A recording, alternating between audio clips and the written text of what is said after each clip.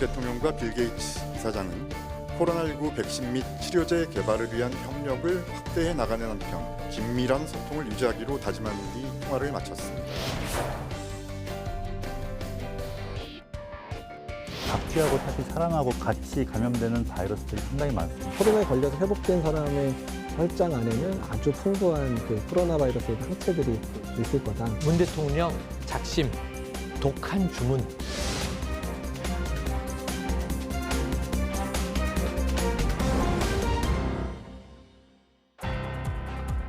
여러분 안녕하십니까? 더 이슈 진단 코로나19 진행을 맡은 최진봉입니다. 신규 확진자 수가 두 자릿수에 머물고 있지만 여전히 해외 유입과 재확진 사례가 많아 긴장을 늦출 수 없는 시기입니다. 여러분, 끝날 때까지 끝난 게 아닙니다. 오늘 함께할 분들을 소개해드리도록 하겠습니다. 최일선에서 더 애쓰고 계신 이재갑 한림대 강남성심병원 감염내과 교수, 더 깊은 정보를 전달해줄 최영희 시사평론가, 그리고 오늘의 더 특별한 게스트 송만기 국제백신연구소 사무차장 나오셨습니다. 안녕하십니까? 네, 안녕하세요. 더 이슈 진단 코로나19 오늘의 주제 화면으로 만나보시겠습니다.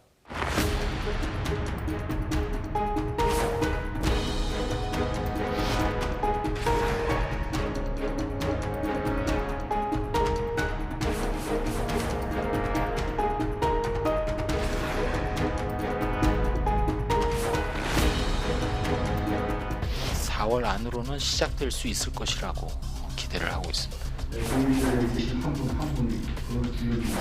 강원 대책을 풀어갈 것은 효과가 많이 우리가 방역에 있어서 모범 국가가 되었듯이 치료제와 백신 개발에 있어서도 앞서가는 나라가 되어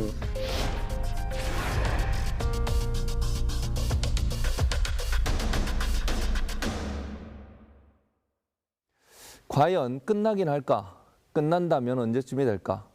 커다란 불안을 안긴 코로나19, 이제 세계적인 관심사는 치료제와 백신입니다. 오늘도 돌직구 질문으로 포문을 열어보도록 하겠습니다. 자, 세계가 학수고대하는 코로나19 백신과 치료제, 언제쯤 가능하다?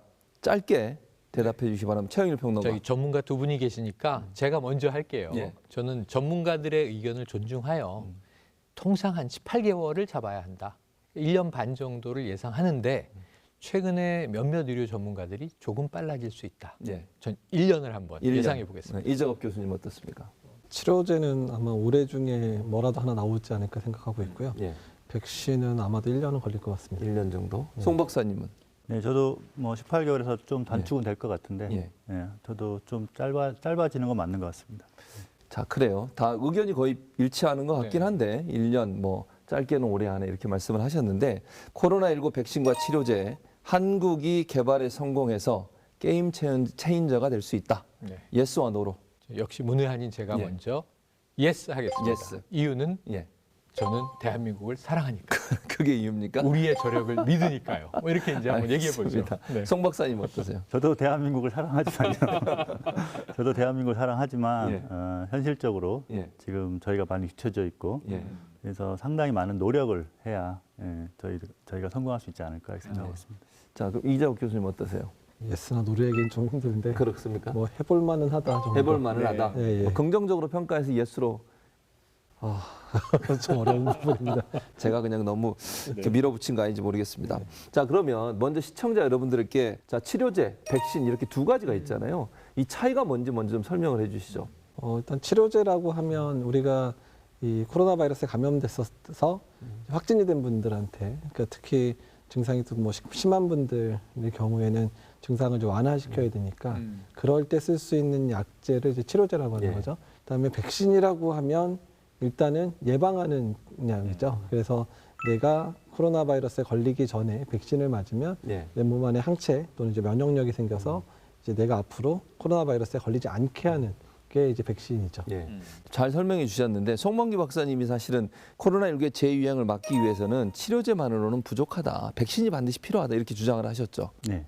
지금 전 세계적으로 이게 엄청나게 많이 이제 퍼져나가고 있는 상황에서 지금 백신을 접종해서 이거 막지 않으면 사실은 계속적으로 남아있을 수밖에 없고 이게 계속적으로 전파가 빨리 될 수밖에 없습니다. 그래서 백신을 통해서 이 전체가 커뮤니티가 군집 면역 최근에 또 집단 면역 이렇게 많이 들어보셨을 텐데 그게 된 상태가 돼야지만 이 감염을 막을 수가 있게 됩니다. 원천적으로. 그래서 백신이 꼭 필요한 상황이라고. 치료제뿐만 아니라 백신이 반드시 필요하다 이렇게 강조를 해주셨고요. 그런데 백신을 개발하기 위해서는 바이러스 자체를 잘 연구를 해야 되잖아요. 이 바이러스가 어디서 왔는지 이게 중요할 텐데 천산갑에서 왔다 이런 주장이 있어요. 결국은 이게 우한에서 발생했다. 예. 이 지역은. 그리고 특히 거기서 시장이 지목되지 않았습니까? 그랬었죠. 화난 수산 시장. 네, 맞습니다. 그래서 이제 이 대목에서는 그럼 무엇이 숙주냐? 초기 숙주는 박쥐다 이렇게 추정이 됐었어요. 네. 그런데 박쥐에서 사람으로 어떻게 옮겨졌는지가 이게 미싱 링크예요. 풀리지 않는 고리였는데 이 연결고리를 찾아낸 게 천산갑이라는 포유동물입니다. 네. 그래서 이제 중국 화난대학교와 홍콩대학교의 합동 바이러스 연구팀이 동물을 보존하고 있는 기관의 도움을 받아서 2017년부터 2020년까지의 천산갑에 폐, 장, 혈액을 공급을 받습니다. 네. 그걸 가지고 이제 연구를 한 거죠. 네. 메타게놈 유전체하고 RNA 유전자를 분석해봤다. 예. 그러니까 천산갑에서 발견된 코로나 바이러스와 지금 우리가 코로나19라고 부르는 사스 코로나 이 바이러스 2 명명된 건 그렇죠. 예, 학명이. 그렇죠. 이 두 가지의 유전체가 85.5에서 92.4%가 동일하다. 그럼 똑같이 일치하진 않지만 거의 근접한다라는 결과를 얻어냈고요. 예. 그렇다면 이제 이 중간 숙주를 천산갑으로 추정해도 무방하다. 이게 이제 3월 26일자 네이처지에 실린 논문의 내용입니다. 내용이다. 자, 이재업 교수님, 이 최영일 평론가 설명한 이 논문의 내용 어느 정도 신빙성이 있나요? 일단은 뭐 네이처에 실릴 정도면 뭐 가능성이 높다고 할 수는 있는데요. 예. 근데 이제 이런 뭐 박쥐에서 뭐 천산갑 그리고 사람 모르는 이런 과정들에 대한 증명들은 여러 이제 동물들에서 더 시행을 좀 해봐야 될 수 있고요. 또 그런 과정 중에서 단순히 천산갑 통해서만 온 게 아닐 수도 있거든요. 그렇죠. 그러니까 다른 동물 통해서도 전파될 수도 있고 예. 천산갑에서 또 다른 동물로 갔다가 또 사람한테도 올 수도 있기 때문에 이제 여러 동물에서 비슷한 연구들이 계속 진행이 되고 거기서 만약에 계속 동일한 그런 결과가 나온다면 그때쯤에 이제 아마 이제 학설이 이제 실제 사실로 이제 굳어지지 않을까 생각이 듭니다. 송 박사님 어떻게 생각하세요? 저도 이재갑 교수님 의견에 좀 동의하는데요. 왜냐하면 이 박쥐하고 사실 사람하고 같이 감염되는 바이러스들이 상당히 많습니다.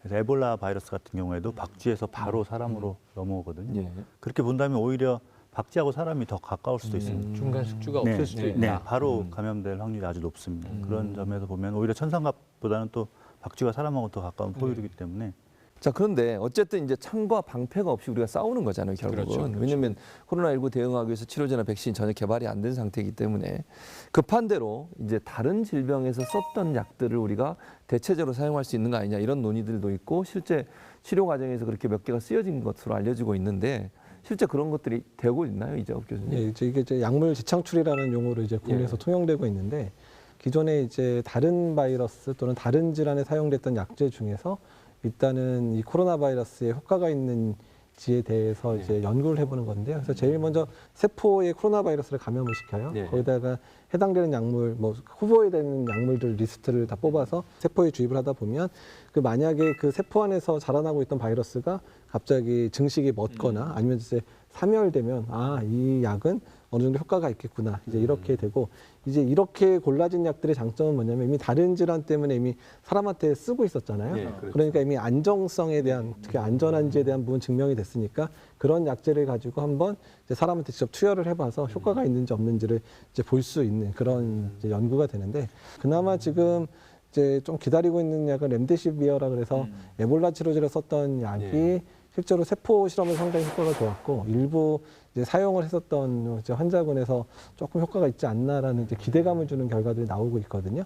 그래서 그 약은 국내에도 그렇고 중국도 그렇고 현재 이제 임상용으로 진행 중입니다. 이제 일반적인 치료를 하는 그룹하고 이 약을 쓰는 그룹을 대상으로 해서 효과가 있는지 없는지 비교를 하는데 뭐 빠르면 4월 말 늦어도 한 5월이나 6월쯤에 결과가 나올 것 같고 거기서 효과가 진짜 있다 그러면 실제로 이제 사용이 될 수도 있는 약인데 모릅니다. 근데 모든 임상 연구 결과가 우리가 예상했던 대로 좋게만 나오는 건 아니기 때문에 실제 이제 뚜껑이 열려봐야 아는 상황이라 좀 기다려봐야 될 것 같습니다. 그러니까요. 빨리 좀 치료제가 개발됐으면 좋겠다는 생각이 듭니다. 근데 이제 문제는 치료제든 백신이든 개발이 되고 나면 항상 우려되는 게 부작용이에요. 부작용. 맞습니다. 지난번에 우리 타미플루 같은 경우도 치료제로 개발이 됐었는데 예, 여기에 대한 예. 부작용에 대한 우려도 있었고. 왜냐하면 이게 타미플루 괴담이 예. 만만치 않게 확산이 됐어요. 그 이유가 있습니다. 2009년에 부천에서 한 예. 남중생이 타미플루를 복용하고 환각 증세를 보였다는 거예요. 그 6층의 아파트에서 뛰어내렸습니다. 예. 전신 골절을 입었죠. 다행히 목숨은 건졌습니다. 근데 2016년에는 이번에는 이제 11살 남자아이가 타미플루를 먹었는데 역시 비슷한 증세를 보인 거예요. 예. 창으로 뛰어내렸는데 21층이었습니다. 사망을 했죠. 예. 또 그리고 이제 2018년 비교적 최근인데 부천에서 이번엔 한 여중생이 타미플루를 먹고 12층 집에서 추락을 했고 사망을 했어요.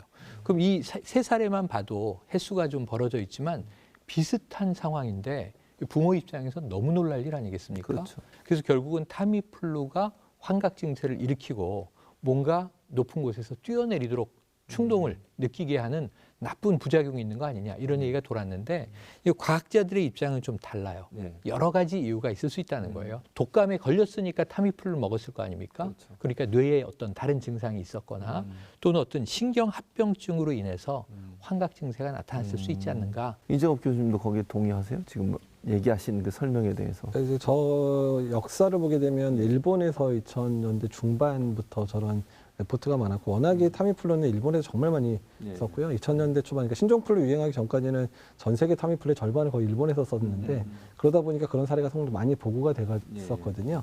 그런 타미플루 사용했던 그룹과 그다음에 독감 걸렸을 때 안 사용한 그룹에 대한 장기 추적 결과를 봤더니 뭐 계속해서 이거는 타미플루에 대한 부작용이라기보다는 그러니까 인플루엔자에 걸린 것 자체에 대한 부작용 가능성이 높겠다. 왜냐하면 양쪽 근에서 다 비슷한 정도의 그런 그 이상 증상이 발견이 됐고 미국도 그렇고 국내 식약처의 자료도 보면 일단은 약에 의한 직접적인 부작용보다는 아마 인플루엔자에 의한 자체에 의한 부작용이 아닐까. 특히 이제 인플루엔자에 의해서 고열이 나면서 48시간 이내에 주로 이런 증상이 나타났기 때문에 오히려 증상이 심할 때 뇌의 어떤 여러 가지 영향 때문에 그러지 않나 이런 식으로 거의 결론이 나긴 했습니다. 어쨌든 뭐 이런 괴담 때문에 약을 쓰는 것을 좀 두려워하는 것은 없어야 되겠다 이런 생각이 들고요. 자, 그럼에도 코로나19에 대한 백신 치료제 개발 계속되고 있고 송 박사님 우리나라 같은 경우에 어느 정도 진척이 지금 되고 있는 건가요? 지금 대부분 우리나라에서 개발 중인 백신들이 예. 다 전임상 단계에 있습니다. 뭐냐면 초기에 이제 후보 물질을 개발해서 그걸 가지고 지금 아마 동물 실험들을 하고 있는 단계에 있습니다. 근데 사실 백신 개발이라는 게 임상 부분이 가장 어렵고 그렇죠. 비용도 많이 들어가고 예. 그래서 그 부분이 좀 이루어져야 되는데 우리나라에서 개발 중인 백신 중에 아마 조만간에 임상에 들어갈 백신이 이제 있는 것으로 알고 있는데 예. 대부분의 나머지 백신들은 지금 그 독성 시험을 예. 지금 이제 하려고 지금 그 GMP 생산 중에 있습니다. 그래서 아마 몇 개월 뒤에 예. 아마 대부분의 백신들은 한두 개 빼고 몇 개월 뒤에 아마 임상에 들어갈 것 같습니다. 좀 기대를 해보도록 하겠습니다. 자, 그런데 지난 9일 날 문재인 대통령께서 우리 백신 관련해서 또 치료제 관련해서 회의를 가지셨는데 그때 이런 말씀하셨어요. 끝장을 봐라. 돈을 아끼지 마라. 또 한마디 더 하셨어요. 백신 개발해서 나중에 못 쓸까 봐 걱정하지 말고 돈 우리가 될 테니 걱정하지 말고 해라. 이런 얘기까지 하셨어요. 근데 그 자리에서 우리 송 박사님이 쓴소리를 대통령께 직접 하셨다고 그런 얘기를 들었는데 맞습니까? 뭐 쓴소리는 아니고요. 그렇습니까? 도움을 요청해. 그러셨군요. 무슨 도움을 요청하셨어요? 네, 이번에 이제 미국에서는 이미 임상이 지금 현재 2개가 들어가 있습니다. 예. 그리고 중국에서 지금 하나가 들어가 있고요. 그게 이제 어떻게 보면 새로운 기록을 지금 세웠습니다. 뭐냐면 지카 백신 때 미국에서 그 개발부터 첫 임상이 들어갈 때까지 기간이 6개월이었습니다. 이번 그 코로나 19에 대해서는 불과 2개월 만에 임상이 들어갔습니다. 빨랐네요. 근데 실제로 백신 개발 과정을 보면은 사실 개발하는데 몇 개월, 예. 그리고 또 아까도 계속 얘기했지만 독성 시험이라는 그 식약처에서 이제 저희가 허가를 다 받아야 되는 동물 실험을 통해서 아, 이 백신이 안전하구나 예. 이거를 증명을 해야 됩니다. 근데 그 기간이 보통 한 5개월이 걸립니다. 그러니까 그런 기간을 다 거쳤다고 하면 예. 실제로 2개월 만에 백신 임상이 절대로 들어갈 수가 아, 없거든요. 그렇죠. 네, 맞습니다. 예, 그러면 이제 그런 거를 국가에서 이 상황이 심각하니까 그 전에 그 같은 플랫폼, 저희가 이제 플랫폼이라는 말을 상당히 많이 쓰는데 예. 이게 말하자면은 어떤 같은 어떤 그릇 안에 어떤 담는 어떤 음식만 다르다 예. 이렇게 생각하면 됩니다. 그래서 어떻게 보면 메르스 백신 했던 거, 예. 그다음에 이번에 지카 했던 거 똑같은 플랫폼 안에 어떤 이 담는 음식만 다른. 예. 그래서 기존의 이런 그릇이나 이런 것들은 안전성 이미 여러 번 휴먼 임상에서 증명이 된 것들입니다. 예. 그렇죠. 그래서 그런 것들에 대해서는 좀 이런 독성 시험을 좀 면제를 해달라. 이제 그런 내용이었습니다. 근데 문제는 예. 우리나라에서 지금 우리나라가 제가 생각할 때 가장 큰 문제는 이러한 플랫폼 기술 자체가 거의 없습니다. 그래서 이런 플랫폼화 기술들을 만들고 그 플랫폼화된 기술이 임상에 좀 들어가서 이게 나중에 정말 플랫폼화가 돼야 되는데 이러한 기술들 자체가 많지 않기 때문에 그런 걸 확보가 지금 빨리 우선시되는 상황입니다. 제약회사들, 특히 백신 만드는 회사들한테 이제 정부가 연구비를 좀 마련을 했었는데 예. 이게 연구비를 급하게 만들다 보니까 예. 그래서 얼마 받았냐고 했더니 한 회사가 저희는 1억 받았다고. 근데 사실 백신 한 번 만들려면 뭐 몇천억이 들어가는데 근데 1억은 일단은 시작하라는 돈으로 예. 알겠다 제약회사는. 짝수고. 예, 짝수고. 그리고 다른 회사는 치료제 만드는 회사는 5억 받았는데 예. 실제 개발비는 3천억 듭니다. 이제 이런 얘기가 나왔더니 이제 대통령님이 그때 이제 그 얘기를 듣고 나서 예. 일단 개발해라. 개발하다가 일단 든 돈은 다 부상하겠다. 이런 식으로 약속을 하시는 내용들을 들으면서 예. 이번에 정말 정부가 강한 의지를 가지고 있구나 생각은 들었습니다. 코로나 백신 개발에 전폭적인 지원 의사를 밝힌 정부. 그렇다면 한국 의료과학기술의 위상은 국제적으로 어디쯤 와 있을까요? 얼마 전 청와대로 전화 한 통이 걸려왔습니다. 힌트가 될 수 있을 것 같은데요. 누구의 전화였는지 화면으로 만나보시겠습니다.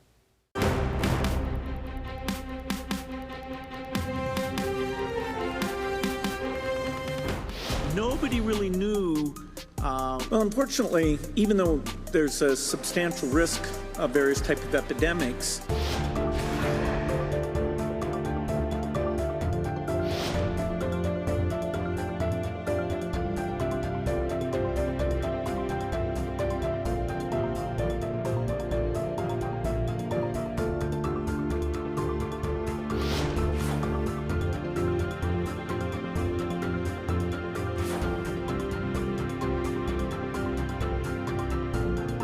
보다 빠르게 그 식약처로부터 승인을 받아서 그 진단 시장에서 보다 빠르고 손쉽게 이제 진단을 할 수 있게끔.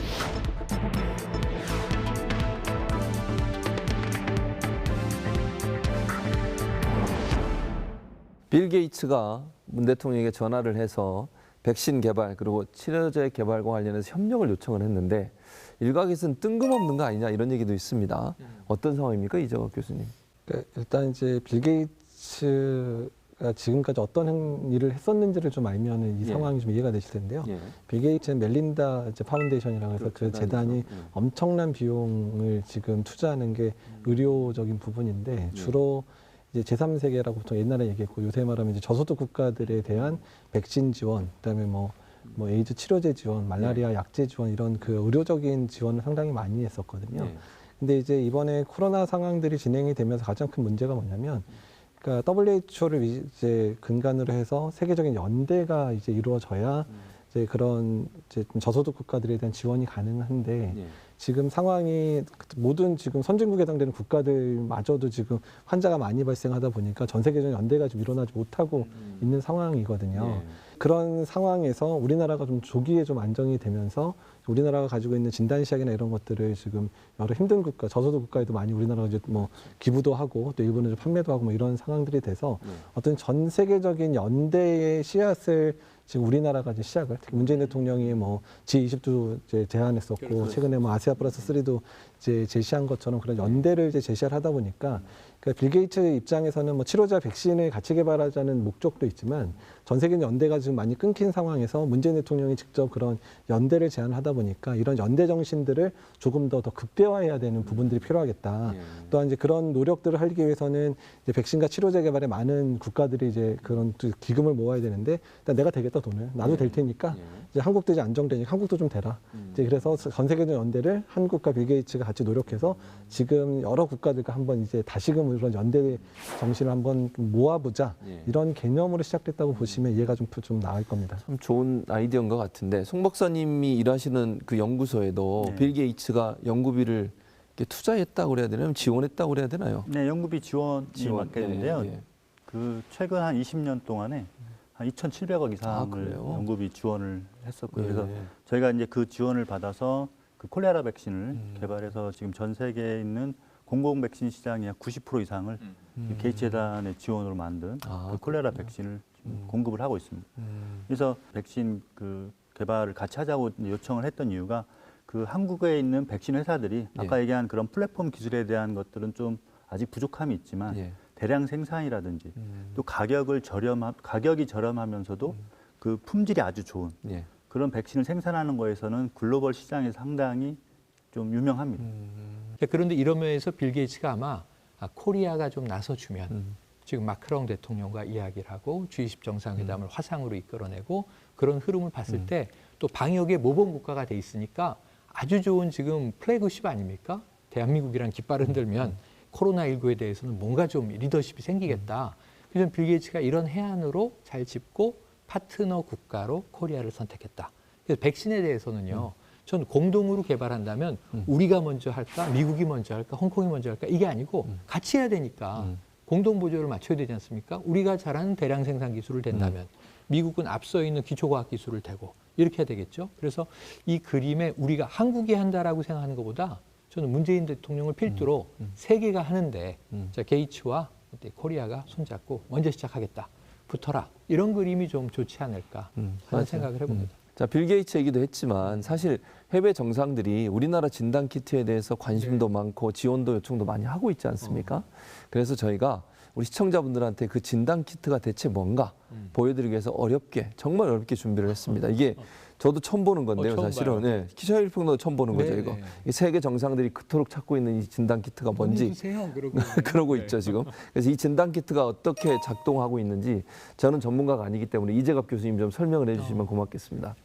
사실 이제 이 시약을 사용하기 전에 일단 우선 검체 채취를 해야 되죠. 예. 그래서 이제 검체 채취하는 이제 이걸 통해서 뭐 코든 입이든 또는 이제 가래를 받아 검체 채취가 되면 이제 바이러스를 뭐 불활화시키는 기계도 있고 예. 또 바이러스를 이제 뽑아내는 기계도 있고 근데 이제 그 안에 이제 그때마다 들어가는 시약들이 있는데 이제 여기 여러 개가 있잖아요. 그러네요. 그러니까 여러 개 시약들을 6 이제 개가 단계별로 이렇게 반응을 6 개가. 반응을 6 개가 시키고 그다음에 그렇게 된 약을 이제 그 기계에 이제 다 섞은 거를 넣게 되면 이제 표준적인 바이러스, 그러니까 이제 실제 바이러스 양성이 나오는 검체가 있고 또 이게 여기 채취된 거를 그 기계 안에서 비교를 하는 겁니다.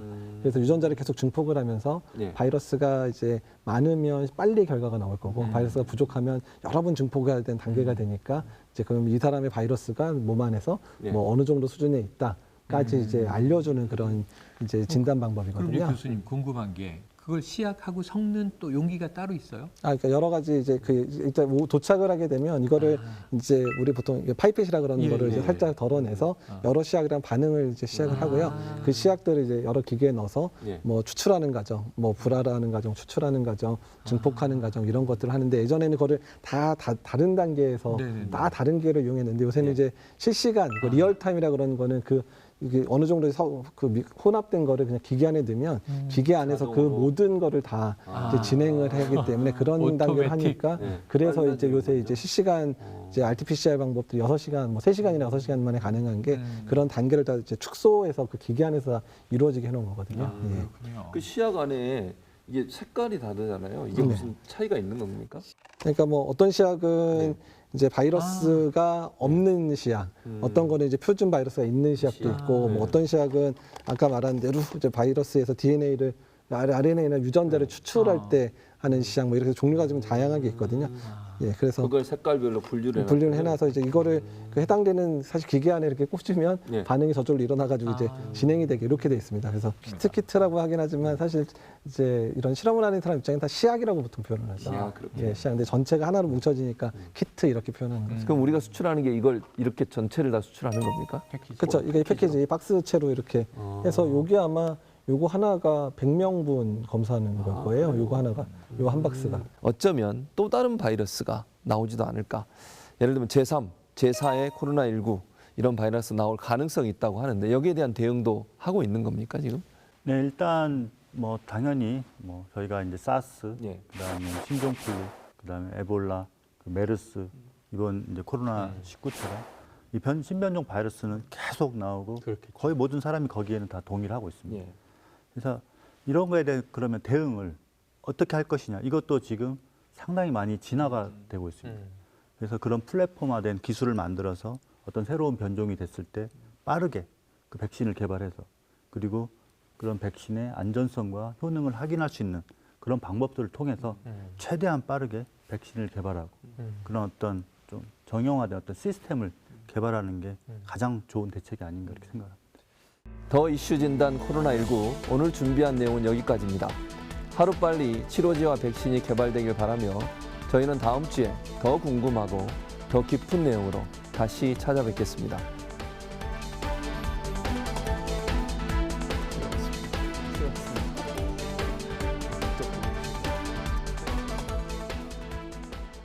코로나19 같은 경우에는 정말 임상까지도 이제 가야 되고 실제 백신이 필요한 상황이 됐기 때문에 이런 지원이 없으면 사실 대부분의 기업이나 이런 연구소에서 개발할 수가 없습니다. 이번 지원이 너무나 중요합니다. 그래서 정부의 이번 그 지원 약속이 정말 백신 개발 연구에 너무나 큰 도움이 될 것 같습니다.